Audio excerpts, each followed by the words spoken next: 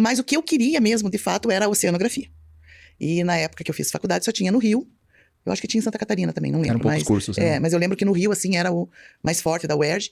E assim, mesmo tendo a família do meu pai sendo do Rio de Janeiro, eu sendo a única filha mulher e mais nova, meu pai falou negativo. Então daí a gente começamos a conversar sobre isso e procurar. E o que mais se aproximou foi a cartografia. E eu já tinha, assim, um certo encantamento por mapa. Eu lembro que quando a gente era criança, meu pai comprava aqueles guias 4 rodas. E meu pai sempre foi de ter carros grandes, né? Então meu pai dirigindo, a gente falava as banheiras, né? Então dirigindo a banheirona dele. E minha mãe com aqueles mapas, né? Tipo, confusos. E eu, por curiosidade de criança, aprendi a ler articulação. Então eu sabia que a página seguinte do guia não era necessariamente a de baixo ou a do lado. Ele tinha uma articulação para ali. E ali eu comecei a me encantar. Mas o que eu queria mesmo eram mapas relacionados ao oceano. Né? Então, assim, e descobri que na cartografia existia a topobatimetria, né? Que era uma topografia do fundo do mar. Falei, pronto. Mas da onde isso. Lendo, Lendo, né? Tipo, né? de cursinho, lendo e tal. Eu falei, não, é isso. E por incrível que pareça, na faculdade, topografia não foi uma coisa que chamou minha atenção. Eu sempre fui mais para a parte de desenvolvimento no sentido de programação, de desenvolvimento, e não aquele negócio assim, tipo, vai fazer assim porque é assim que faz, né?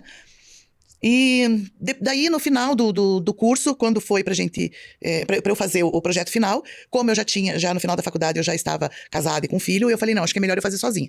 Porque é complicado você pedir pra um colega se adaptar ao teu horário, né? Então eu falei, vou fazer sozinha. E daí fui pra que área? Fui pra programação e sensoriamento remoto. Então eu lembro que meus orientadores foram o professor Centeno e o professor Ideu, e eu desenvolvi um filtro para redução de speckle, que é ruído em imagem radar. E assim, foi um projeto muito legal. E daí, logo saindo da faculdade, eu fui contratada por uma empresa privada, na qual eu fiquei um bom tempo, que a gente trabalhava com imagem de satélite. Com as imagens de satélite. Então daí que começou o PDI.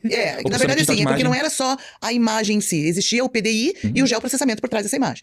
Então, a equipe não quis desenvolver, a empresa não quis desenvolver equipe de campo para fazer levantamento. O foco era somente a venda, né, da imagem e do produto resultante. Então, às vezes, o cliente mandava os dados para processamento digital da imagem, né, e georreferenciamento.